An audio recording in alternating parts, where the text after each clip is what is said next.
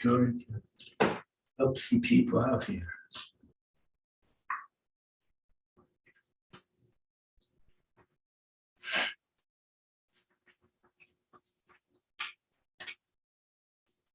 Okay, we YouTube live. Okay. Come on, have a seat. Now I'm gonna play my theme song. Okay. Allow people to tune in. All right. And then you watch me give you a signal and you ready to go.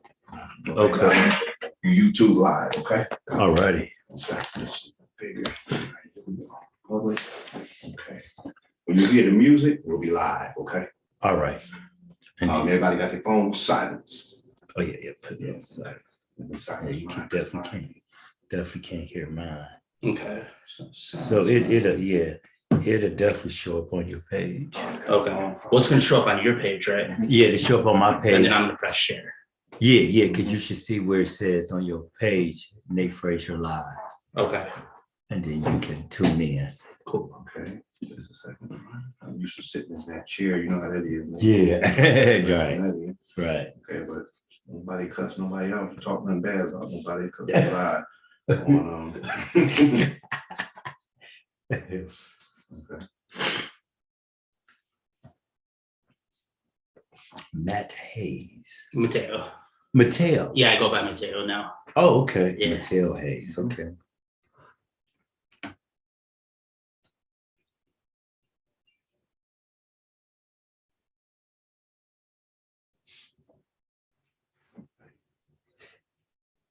So here we are. When you hear the music, you'll be live. And then we go in after this. After the song, yeah. Okay. Like people time in, Yeah. share it. Yeah, exactly.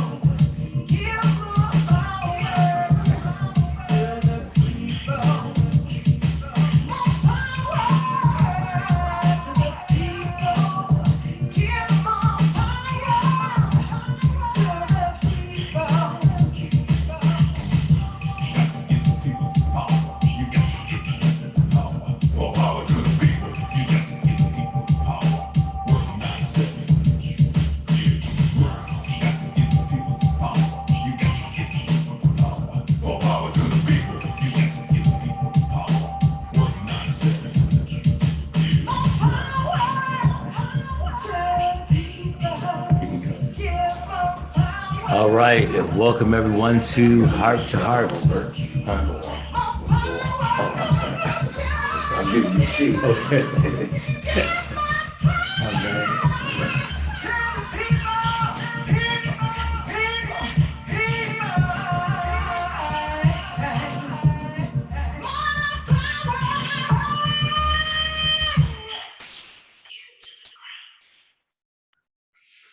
All right, welcome to Hearts with Nate Frazier.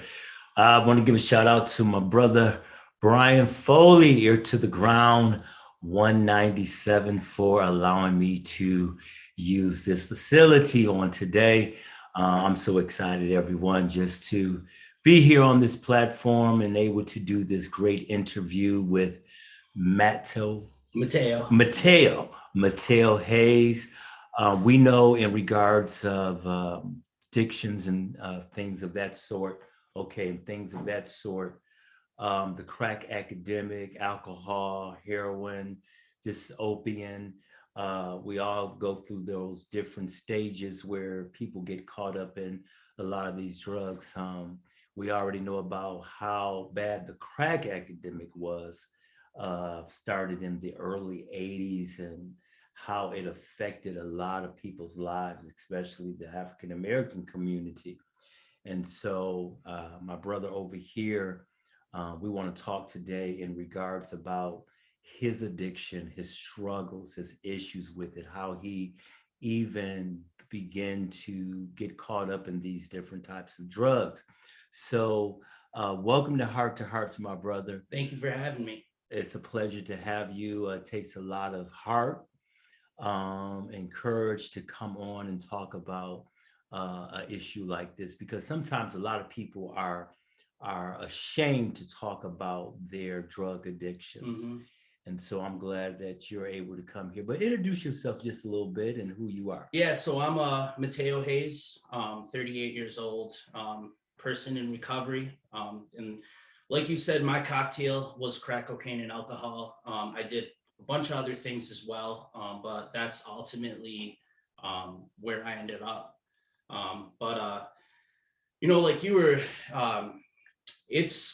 I came from a really good family, very middle class, suburban. Like early on, I didn't have, a lot of people with addiction issues talk about, having trauma in their family, and I had none of that. My parents were very loving and caring. So, you wouldn't think, had you seen me in like middle school, for instance, that, I would grow up to be somebody that had a crack cocaine problem. At all. I just didn't fit the bill. And I guess what really started it off for me was when I started drinking. I started experimenting with alcohol when I was 14. So 14 years old, you started experimenting with alcohol at 14? Yeah, and I say, like, I felt kind of insecure as a child, self-conscious. But Only child? I wasn't. I have a little sister. You have a little sister, okay. And you come up in a suburban. Very, middle class to upper middle class. Yeah. So, there was never any poverty at all in my family. Yeah. Even in my extended family, I didn't deal with any of that kind of trauma. And both my parents are, what I call square. Right. Very loving. Like no issues like that. And I can say, well, I felt kind of insecure and self-conscious as a kid, but I think a lot of people have that experience. If you talk to anybody, like, who doesn't feel that, growing up. So I don't know how much that played a part, into what eventually happened. 14 years old. I want to ask you this question. At 14 years old, you took your first drink. Yeah. And it was, it was just maybe like looking back, maybe I gravitated towards the kids that had problems. Peer pressure. I don't know if it was necessarily peer pressure that no one was really egging me on. It was just like I wanted to do it. I wanted, I guess, to be like them. Gotcha. Maybe but I think looking back, like I never really thought about this back then, but I think for whatever reason, I hung around, the bad kids, I guess, or the more troubled kids. Yeah. Looking back, it's strange. Like a lot of my friends did have, like family issues and trauma and things like that. And, now I know, like being an adult and, I'm still in contact with some of these people, like I Okay. kind of, Yeah. most of our friend group, kind of grew up to have some sort of addiction issues. How long was you? Okay, so when you took your first drink at 14 years old, so from there on you started drinking more. Yeah, so I took my drink, like I got drunk for the first time at 14 in my friend's basement. I drank like an alcoholic right away. Because that, to me it wasn't Was it every day, every other no, day? it didn't start like that. It started as a binge drinking. Okay. So, and to me, I never thought of that as alcoholic. I mean, it was just something like the more party crowd kind of did. Yeah, It was just partying at that point. And, you do certain things when you're in high school, at least that I thought were just, everyone did. That was really normal. Like you shotgun beers, you do all that kind of stuff. Yeah. And, so I got drunk when I was 14. I absolutely loved it. I had a phenomenal time.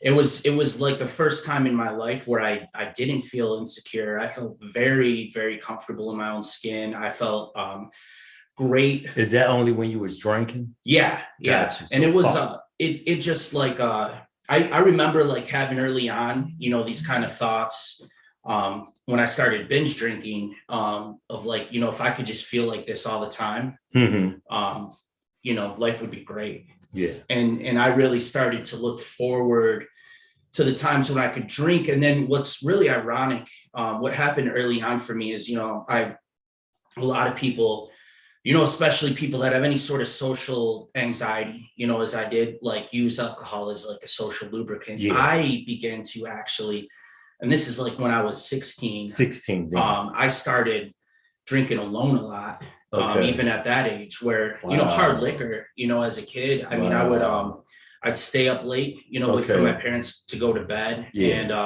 what I like to do is Bacardi 151 was like my first go-to. Okay. So at 14. Yeah, Woo! I just figured, it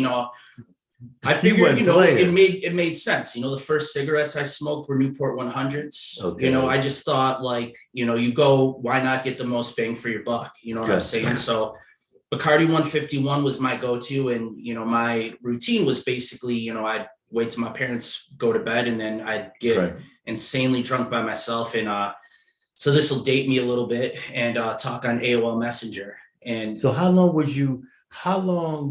okay, when you started drinking at 14, how long did that last to the point where it got you to take crack? That's why I want to know what from alcohol led you to crack. Yeah. So what happened is, there was some steps in between. Like I started experimenting with marijuana in high school too.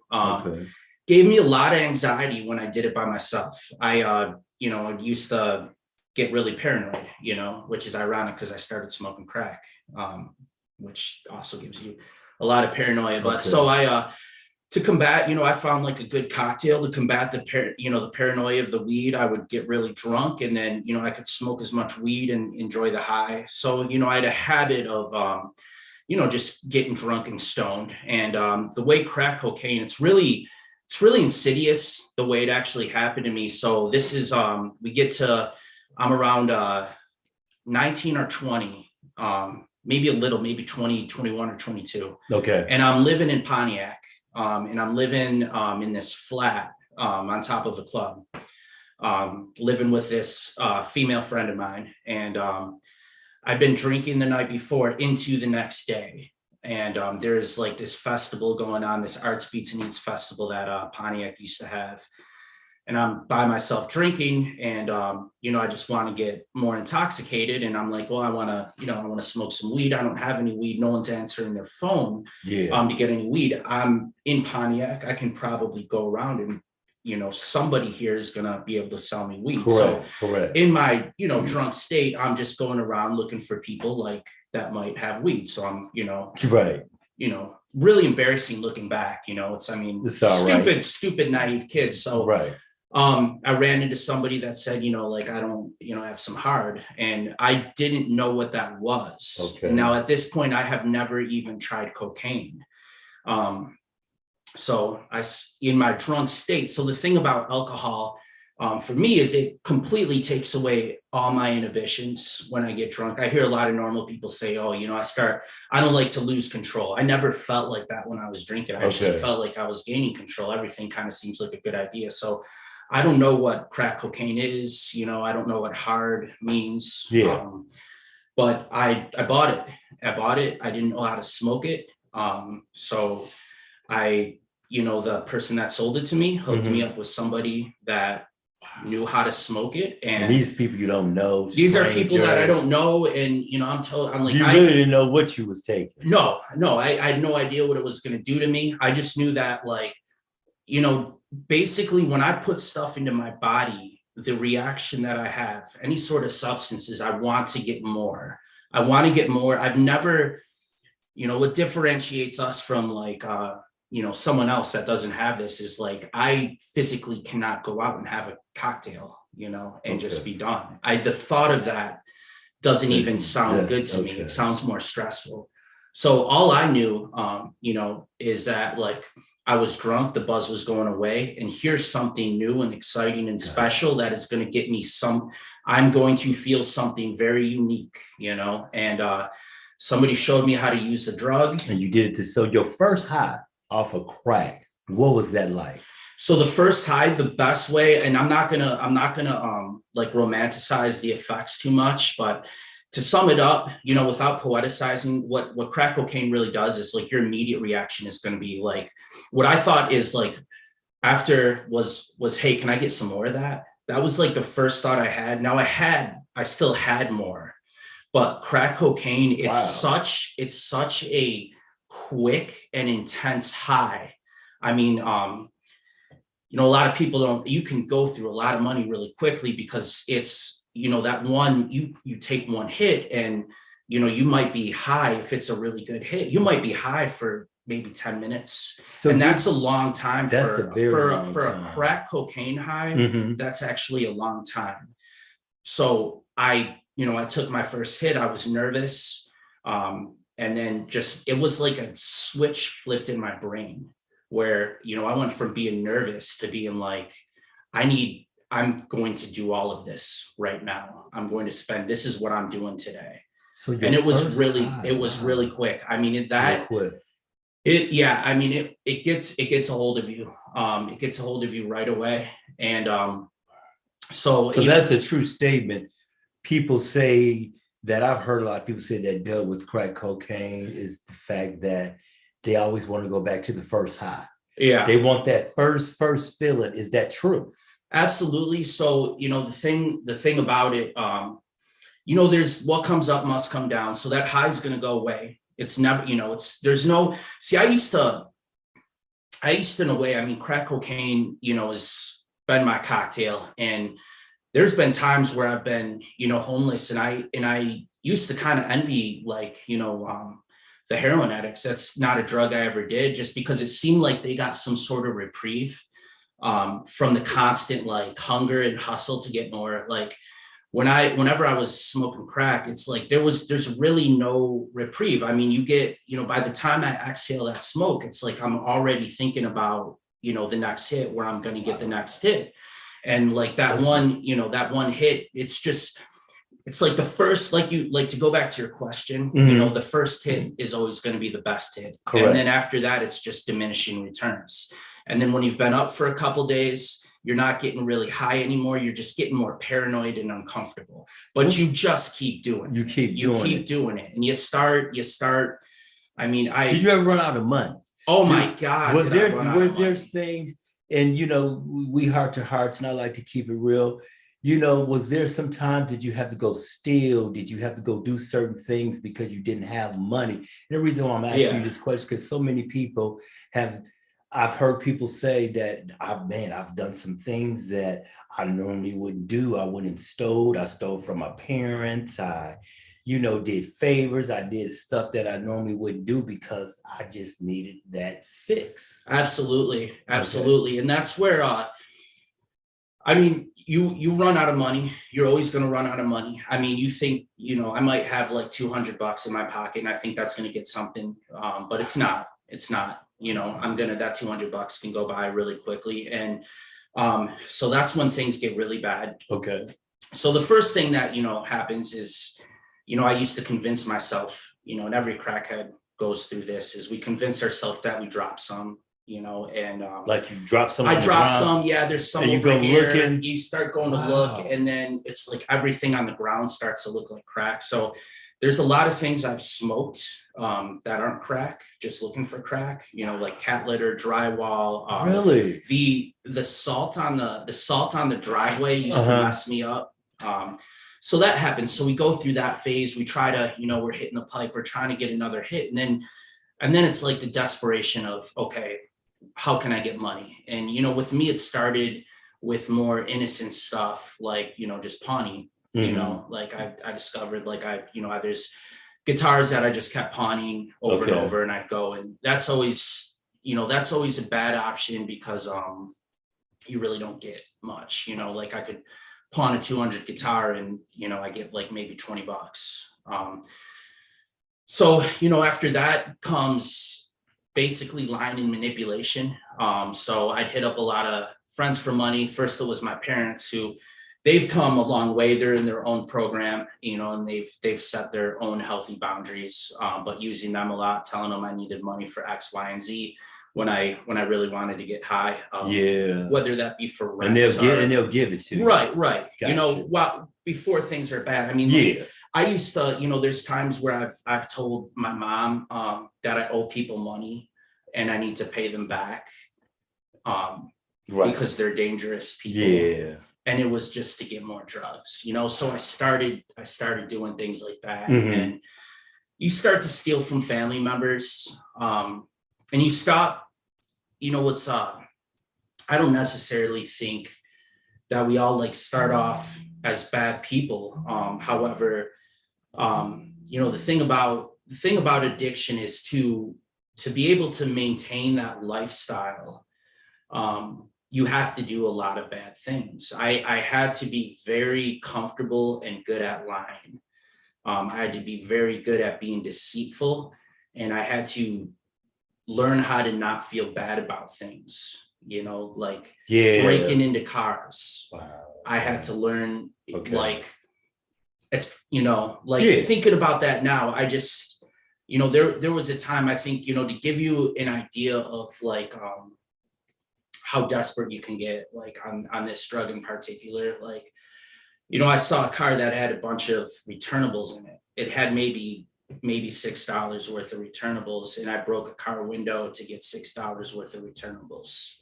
You know what I'm saying? And like thinking about that now, and like saying that to like a normal person, like, you just did hundreds of dollars worth of damage to this car for, $6, basically that cans that you got to take back, what I'm saying? But, so where I'm going with that is, like, you might not start, as somebody that lies, cheats, steals, and manipulates, but in order to maintain that kind of lifestyle, these are the coping skills that you develop, So is this one of the most, well, when you talk about crack, what would you say as far as the effect? I know a lot of people have different effects, but it seemed like a lot of things that you're seeing, a lot of other people that I've known that dealt with that and are still dealing with it say the same thing that you say. So definitely it is a very, very powerful drug, a very powerful addiction. How do you deal with this? So one thing I've noticed, I'm coming up on a year sobriety right now. So the good thing is I never let myself flirt with the idea of using. But there's going to be times, and there's been times where I get these sensational type triggers. I live in an area that's right across the street from like Section 8 housing. And walking to the bus stop in the morning, we'll see crack addicts. There's been a time, when I was about 8 months into recovery, when somebody that I may have used with in the past came up to me and asked me if I had a pipe because he wanted to give me a little piece to use his pipe. So things like that happened. There's a time I just I put hot water on a grill, and it made this like kind of sound that was very triggering sensationally because it reminded me of like what it sounds like when you light a crack pipe. Okay. And so what I've learned with those kind of things, because they're gonna happen, is just knowing that they're gonna pass, and looking forward to the relief that I feel when I do, because honestly that it's dug its claws into my brain, and it's gonna take time for like rewiring to happen when push comes to shove. And so you were 19, right? Yeah. When you started doing crack? Like early 20, maybe a little bit older. Okay, it's kind of, so a lot of my life is a blur. How many years have you been dealing with crack? Off and on? Off and on since then. But I was not since what? Since 19. 19. However, okay. I wasn't so when I got introduced to it at 19, I didn't become a daily user right away. So right. I got in our early 20s. So I got into this, and I became like a binge user, basically, where I knew that, I knew at that point that like, this is not something I need to play with. However, it just goes back to like what happens when I get really drunk. So, like, it's a very stressful drug to go get. Just going to get it is, people get sick on the way to get it, and you have to put yourself in really dangerous situations. So when you say when people get sick on their way to get it, the excitement of getting the drug, it's like adrenaline going through you. Yeah. Wow. I mean, okay. My heart starts racing, and that's why, that's another thing, is like, I try not to, like, this is totally okay, but I don't talk too graphically about the drug use, because that's, even that, like, if I were to go into detail about like setting it up and all that, like I start feeling that again, almost a year sober, I start getting the tape, How many times have you relapsed? Well, that's hard to say, because I've been trying to get sober since I was like 20. So 18 years you've been trying to get sober. I was trying, yeah. And that's there's people that think we just don't want it bad enough. But I'll tell you, man, you're right. This thing's been beating me up for most of my life, and I'm just now getting like, a taste of some sort of freedom that I've never really had ever, so it's kind of a catch-22, because I don't want to, spread the message. I get leery when people are like, you just gotta go out and find your bottom, the problem with that is a lot of people die. It's really, it's savage out there right now. There's fentanyl and everything. Yes. Even in the cocaine, heroin. I had a friend that, like me, was just strictly crack cocaine, got some fentanyl in his crack cocaine and killed him, things. And that could have been me like a million times. And with this going on right now too, people putting the fentanyl and all these different drugs. Did you ever think about, man, I could get this crack? This could be the day that I could OD on some crack with some fentanyl. Did you even have any of those thoughts, or it was just that, hey, I just need the crack? Yeah, it was honestly, I just need the crack. There comes a certain point, where it's like that obsession just takes over. I'd get paranoid after the fact, many times, that I was having a heart attack, that people were coming to get me, all kinds of delusions would set in. You never OD'd off of crack or anything? No, it's not like heroin in the sense. Yeah, okay. If you OD on crack, you basically you have a heart attack, or you have a stroke. Did you ever? I felt, and I've definitely felt like my heart was going to explode. Yeah, absolutely. And is that because you did too much at that time? Yeah, okay. It's a strong stimulant, and it's one of the strongest stimulants, and it, you don't know the purity of it. So the difference between fake crack and real crack, because a lot of times people get fake stuff, and they smoke it, and it's gonna taste gross, and you're gonna know right away. Gotcha. So crack has a very distinct taste, so you're gonna know right away from the very first time you did it. Yeah. Oh no. Yeah. You know when you get crack, like there's no question. Okay. Yeah. Whether it's real or not. It's very distinct. And 18 years now, you going on, wanting to get sober and things like that. What is the longest time that you went without and you feel like, okay, I'm there, it's 2 years, it's 5 years. What is the longest period that you went without, not even having the desire, or you say, I can't do this anymore? Without having the desire, Yeah. I don't think I've ever gone a week. Without using, I maybe have gotten 6 months before. I was on some intense probation for a DUI. Okay. I was still drinking and using. I found, ways to do it. I'll use anything. And I found there's a lot of things out there that don't show up on drug tests, that I've done too. I mean, I found ways, and I found out how to drink on probation. We all play, and we've all So played. you just done it so long. It's like how to work the system. You get really good at that kind of thing. I mean, I can tell you how long every drug lasts in your system. Like, you tell me a drug, I'll tell you when you're gonna piss clean, from that drug. Like, you just that just kind of becomes like common knowledge. For instance, I know if I do cocaine, I'm going to test positive for cocaine for 3 days. I'm going to give myself a 5-day grace period just to be sure. If I use cocaine and drink at the same time, it's going to be a lot longer because the cocaine and the alcohol metabolize together into cocoethylene. So I'm going to have to give myself probably 2 weeks to be safe. So I just start to,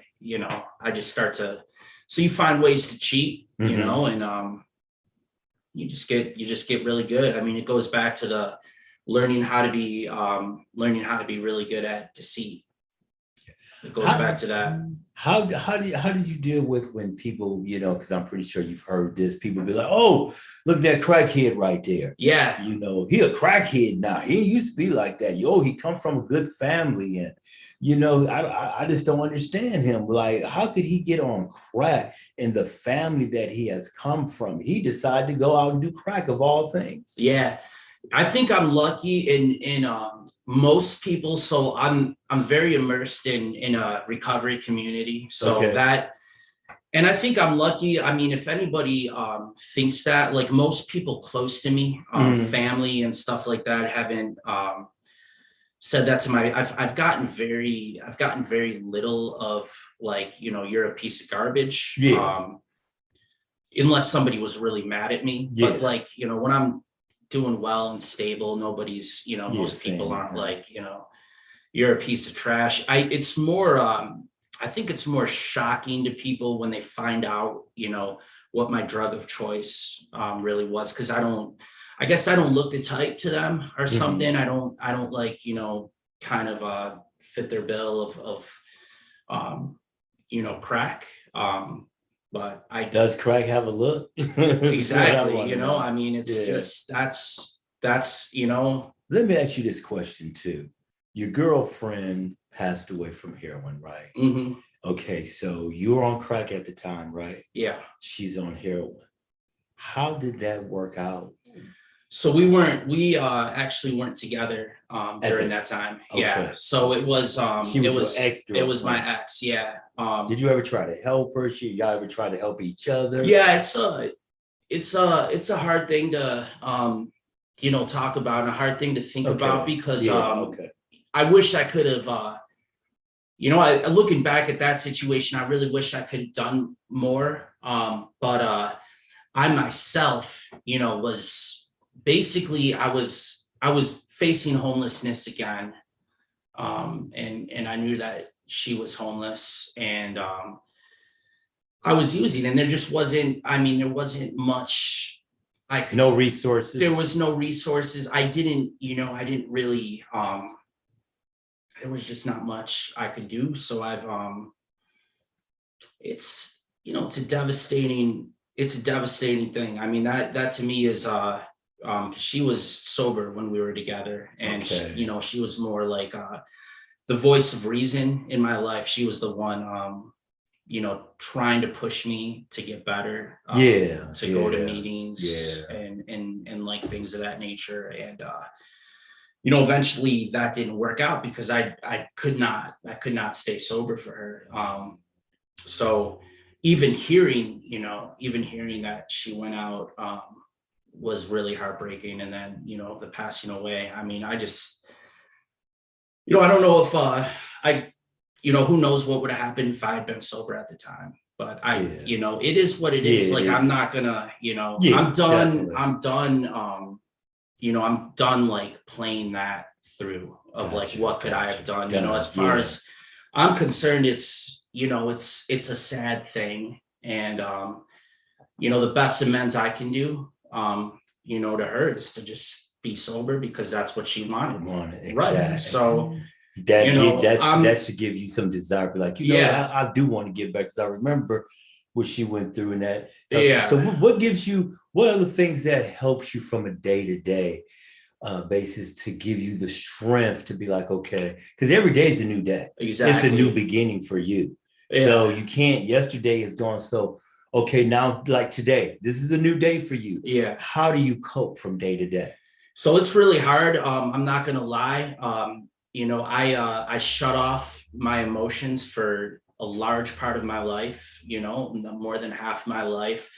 So when you get sober, like I used to have basically two modes, there was basically like hunger, like I need to get intoxicated, and then there was like that little, there was like this little sweet spot where I was like high, I was drunk, and I had a little bit more and I was somewhat content. And there was, long periods of time where that was like my only two modes, and like I didn't really entertain many emotions other than like anger, anger, resentment, like things like that, and sadness. And then you get clean, and like there's a huge spectrum of human emotions. There's so many things. And when you're used to just like, if I feel something unpleasant, I'm going to do everything I can to turn it off. You have to learn how to sit with your feelings. And that's what I think has been the biggest challenge, that I faced, is that, sometimes I'm just going to not feel good. I'm not going to be, there's going to be, I'm going to be stressed. I'm going to be sad. I'm going to be angry. And like, that's totally fine. And I don't get to turn that off. Okay. I don't get to turn it off. So, what's helped me though is, staying inspired about my sobriety, doing things like this. And, you got a good sponsor. Yeah. And I can't talk about that too much. Just a tradition. But, I think one of the best things I ever heard was, build a life for yourself that's not worth throwing away. That like resonates with me, because, when I was out there, I mean, my life became very, very small.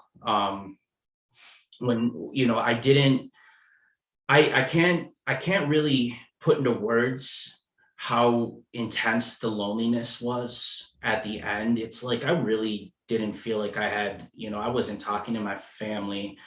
I didn't really have friends left. I would go, weeks and weeks without really talking to anybody but like street people, and that's not, I wouldn't wish that kind of loneliness on anybody. My world was just like me in this absolutely disgusting apartment, So would you say that was your rock bottom moment?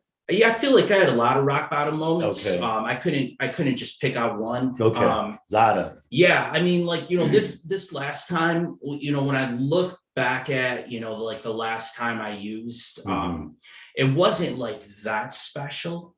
It just happened that it was like the right moment where, when I would go out, I need to be physically stopped.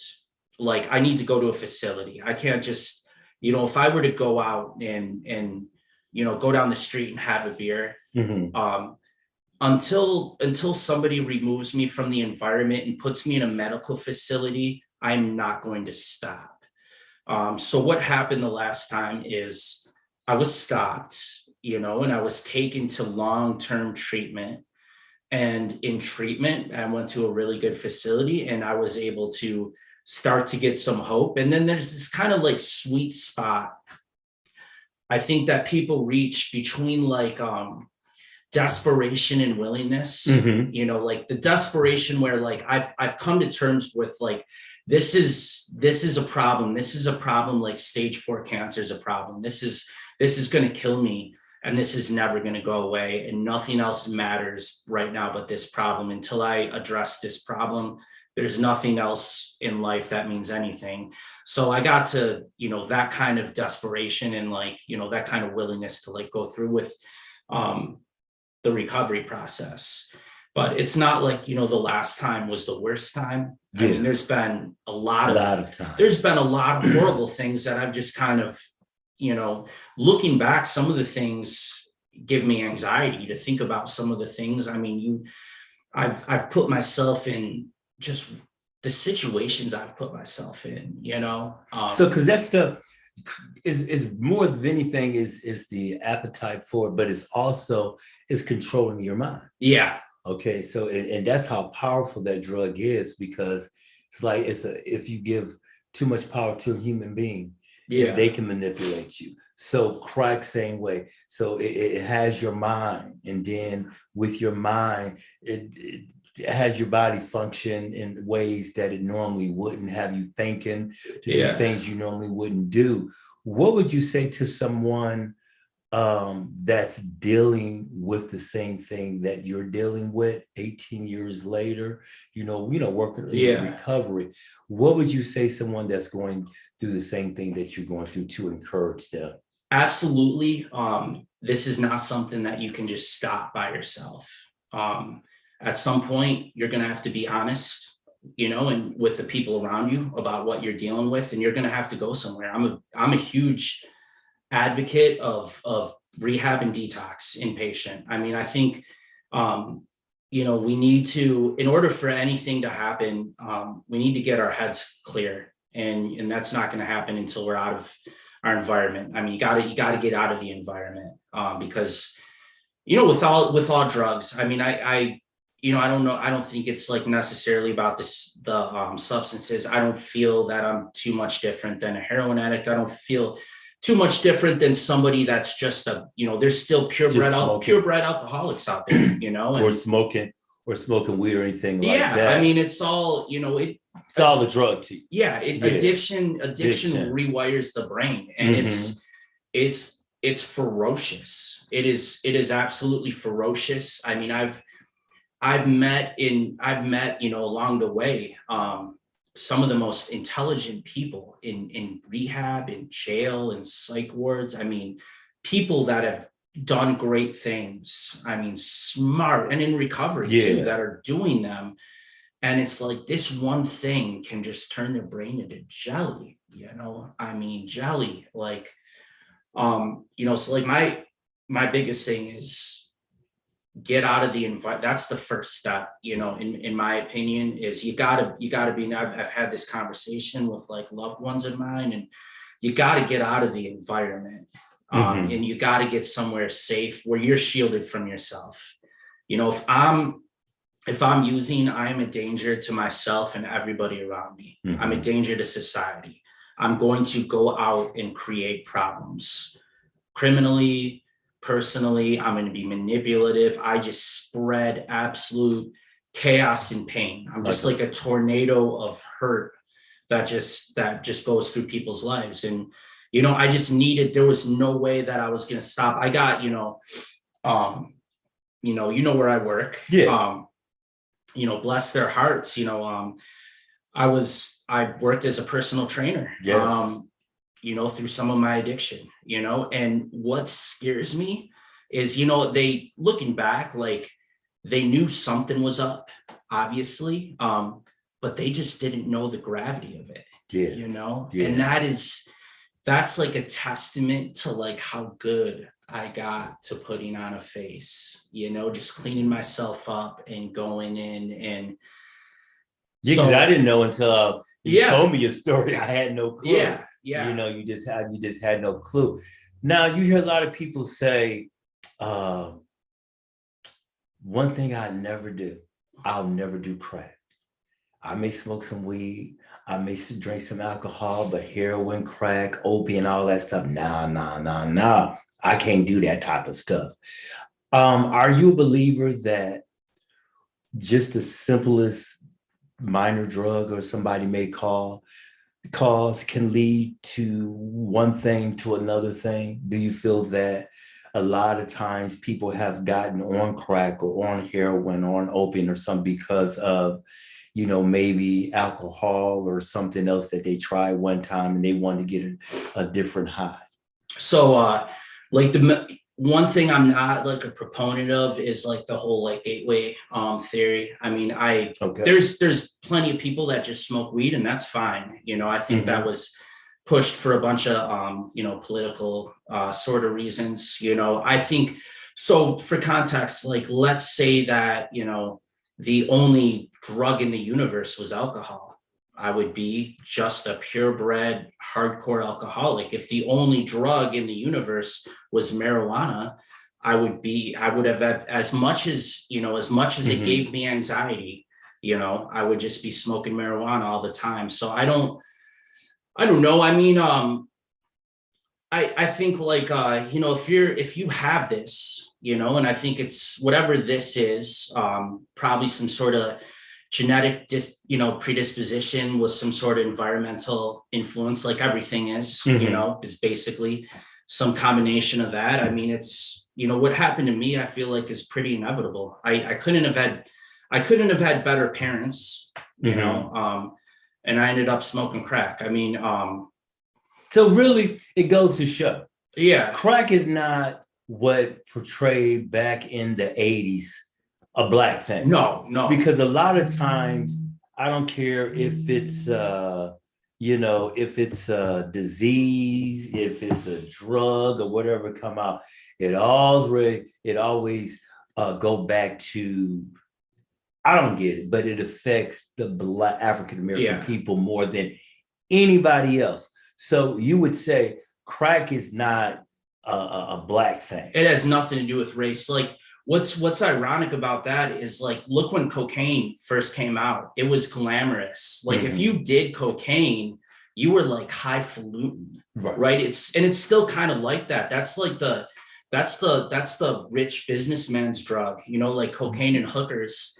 Crack, there's what's in crack that's not in cocaine, it's like baking soda. Like give me a break. It's the same thing, but like, crack was looked down on it, just looked down on more. It's because you think that people do more. I mean, none of it is good. Yeah. But I'm just saying, when you say the word crack, people, oh my God. There's a stigma. You can't trust them. Get away from them. They'll steal from their mama. Yeah. They'll do this and they'll do that. And so you hear people doing cocaine. It's like, oh, okay, he got money. Yeah. Opium, oh, okay. Yeah. So it's I've heard people like, some point in my life, I think in my, like late 20s or something, I was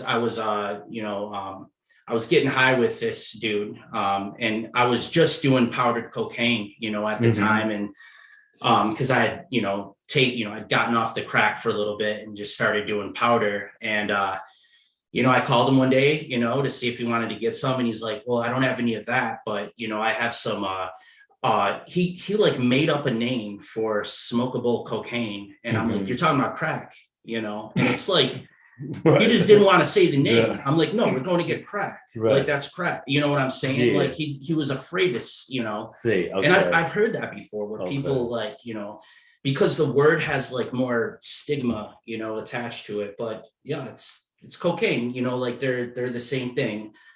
There's nothing special that's in crack. It's just a quicker method. You know what I'm saying? It's crazy. It's got more stigma, like, attached to it than even like heroin. I mean, I think, that's what I said, like when people find out my drug of choice, it's like more that they're more shocked, definitely stop. We got like 7 minutes left. Okay. So, I definitely want to just, man, got a lot of respect for you. Thank you, Nate. because and this is why I was so excited about to do this interview, because so many other people that was willing to come on my show, they just couldn't do it. And I don't know if it's because sometimes it's shame, sometimes it's just one of those things that they don't, feel comfortable with. And I'm glad that you, the type of person that you want to get hope, you want to get healed, you want to get rid of this. So you're understanding, hey, I have a problem, so I'm going to confront it and I'm going to talk about it. And so how are you doing now, Matt? I'm doing really well. The best way like I would describe my life now is full. I'm very busy. Happy? Very happy. I have my days, it's it wasn't I've had some pretty I've had some funks, you know what I'm saying? Early on, I was in rehab for 4 months, and that was emotionally the most intense time in my life, and that's saying a lot. Let me ask you this question real quick too. Every time you went to rehab, did you have like reaction? Like a detox? Yeah, absolutely. So how is that? I was fortunate enough to always get into a medical detox. So they just put me on some detox drugs, and usually it was pretty cushy. Okay. I so you didn't have to really go. Yeah. So before that happens, I've started to detox. It sort of like, I guess it feels like what dying would be like. I mean, your heart starts racing, and I'm talking about just like from the alcohol. Okay. So you don't actually have like don't have like a physical detox from crack cocaine, like you would like alcohol, heroin, Xanax, like that. That's not to say, people used to say it's not addictive, and like it's not addictive in the physical sense. That's not to say, you're gonna be like, clawing at your skin. It's the psychological withdrawal feels physical. Like I feel physical sensations when I talk about the drug still. And I if somebody were to bring some out and do some in front of me, I'd probably go throw up. That's how strong that is. But coming off the alcohol, which is a really incredibly dangerous thing. When the last time you took a drink? December 1st. December 1st of last year. Correct. Excellent. So you're coming up on a year anniversary. Yeah. Excellent. And how do you maintain when it comes down to alcohol? Well, I mean, the first step is not to do it. But the second step, I mean, I make sure I'm just active, in the recovery life. Because the urge is there, right? It comes and goes, man. There's been like one time where I was considering, and I called people, and did the things that, I was taught to do. Yeah. And I was okay. I got through it, so there's not really, like I said, when I get some sort of urges, it's all just kind of like this quick physical sensational stuff, like sometimes I'll put some hand sanitizer on and I'm like, oh yeah, that smells good, Okay. Which is, I don't think normal people have that reaction to hand sanitizer, but I've gotten drunk on hand sanitizer in the psych ward bathroom. Okay. So, wow. Yeah. Okay. So, so it's just little things like that, it's not like. And the urge for crack though. Now, do you deal with that every day? Not every day. It's when something, that's triggers you. Yeah. That's why, I've had to tell people, cause like, a lot of my friends, we're pretty candid about, our history. And there's just sometimes where I got to step away from certain conversations just because it's not like this is going to make me go get high. It's like, if you're going to be really graphic, I start to feel a certain way, seeing an image of it and things like that. It's and it's not like, I'm wanting to go do it as much as it's like my body still remembers, right? It's like it can trigger your brain. Yeah, those neural pathways are still there. So my body sees an image of the substance, right? And like it triggers that, like, same anxiety I was talking about of that you felt when you're going to get it. Like the excitement of doing the drug becomes so powerful that you get physically sick. It's it's like waiting in line for a roller coaster times 1,000. Okay. It's like that. Wow. Like, Well, I'm proud of you. Well, thank you. We got 2 minutes left. I'm proud of you. I'm proud of the fact that you came on here heart to heart, and just to sit down, brother, and just talk about, this. It takes a lot of courage to do what you're really seriously doing right now. It's easy to go and sit down and talk with someone, and you got a group of people, y'all all dealing with the same thing. But when you come by yourself, and then you putting yourself out here, so a lot of people may not have never known that about you. And they'd be like, oh, I didn't know he was going through that, or I didn't know, you know what I'm saying? So you can encourage people. And what would be the last encouraging word that you would like for somebody to remember that's watching this and that's going to watch this? Yeah, the one thing is life can turn around really, really fast. I was ready to die last year. Really? Yeah. So, if anything, don't die. And I'll be blunt. If you are going to use, be safe, don't die, and hang on, because life can be wonderful. Yeah. Life can be really, fulfilling. And I think, man, I could have died thousands of times, and I didn't. And a lot of my friends and loved ones did. So I'm grateful I'm here. Yes. Wow. Okay. All right. So listen, everyone, and I just pray for the ones that are out there that's dealing with drug addiction. There is hope, and there's help, but you got to want it. And sometimes we need to try to go out and help somebody. And I can tell there's a lot of people that you have encouraged and tried to help to, hey, you can beat it, right? Yeah. You can beat it. Yeah. But it takes a lot of determination, doesn't it? A lot of discipline, correct? Yeah. A lot of discipline. So, brother, thank you so much. Absolutely. For coming on. Thank you, brother Bryan Foley. Ear to the Ground 197.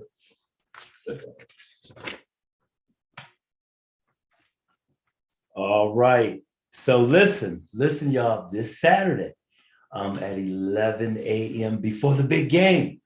Y'all attend this big show this Saturday. All right. Big show, big game. All right. So I will be with my brother this Saturday at 11 a.m. here on Ear to Grounds and Heart to Heart. We're getting together, the ear to heart. All right. And we're going to sit down. We're going to have a conversation. We're going to talk about, a lot of things that's going on with the Black men wellness and mental health. And we're going to have a real conversation. And listen, tune in.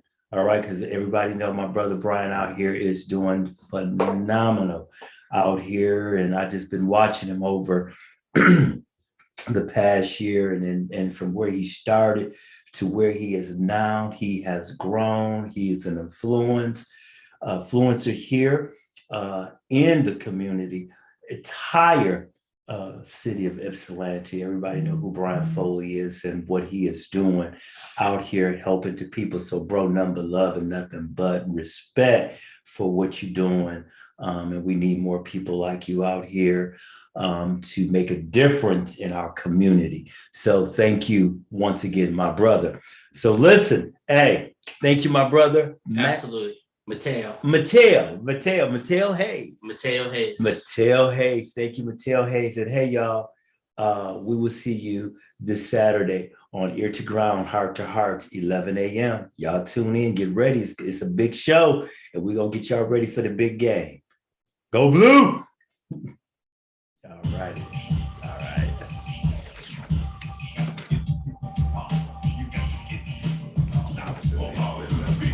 Do you want me to do that to you? Oh, okay.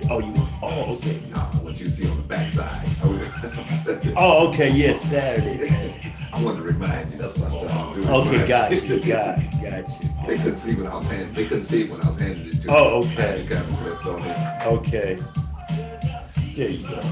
All right. Good show. Thank you, man. Thanks for having me. Yeah. I'm really glad I did it. Yeah, you good. Oh, okay. Still live, though. Oh, we still live. Okay, yeah, good show. Yeah. Okay. Oh, they can't hear it. Yeah. Okay. So Yeah. did that get recorded too, or is it just live? No, it's gonna be on your page. Oh, it can like you can replay Yeah. it and everything. Oh no Yeah. shit. Oh, that's cool. Yeah, yeah, it's on your page. I don't know why I told my mom not to listen, but she's like, I want to hear it. You know. So. Was that your mom that requested me? Judy Hayes or Missy Hayes? No, that was someone else. I thought it was somebody that knew you. Michelle Kavanaugh. Yeah. Yo, that's so she's a really old client of mine. Okay. Like I've worked with her like God 5 years ago or so, but everybody from my life at this point knows everything. So Okay. everywhere. So Great. yeah. Hey man, keep doing what you're doing. Keep encouraging and you talking Yeah. about it. And I know it's the day to day. You still back in training? Yeah. You back at training? Yep. Excellent. 4 days a week. Excellent. 7 days a week, man. I'm training 4 days a week, like, doing the PT 4 days a week, and then I'm working at Ichiban Steakhouse 3 days a week, lifting 5 days. Ichiban? Ichiban. Oh shit, I need a discount. Hey, come in, man. It's fire. I know, I love it. Well, you work at the one on Washington now? Yeah. Woo. Yeah. I could use man. some. What's your discount there? Hell, I'm damn near free. Hey, On fried rice, man. I ain't joking. I eat a lot of fried rice. I'll tell you that. Yeah. That's excellent. All right. All right, my man. All right, my brother. Thanks a lot, man. I'll see you at the gym, all right? You sure will. Nice to meet you, Bryan. All right. All right, you guys have a good one for sure. You too. Yep. Yeah. Yeah. Okay. You remind me of like Justin Harper. It's still rolling. Oh, okay. Oh, I'm sorry. I'll just in here. Say me out of here when it comes. Say me out. All right. I sure will. Yeah, I keep forgetting you was rolling with this. All right, we out of here. My bad. I hope Justin told you. I hope Justin told you. Look, he done just I heard. How long did you stay the other night? Oh, let me turn this one off. It froze. Oh, yeah, okay. It froze up right on time. All right. See how it froze? Yeah. It froze right on time. Okay. Yeah. So what did he say? Justin pissed a lot of people off?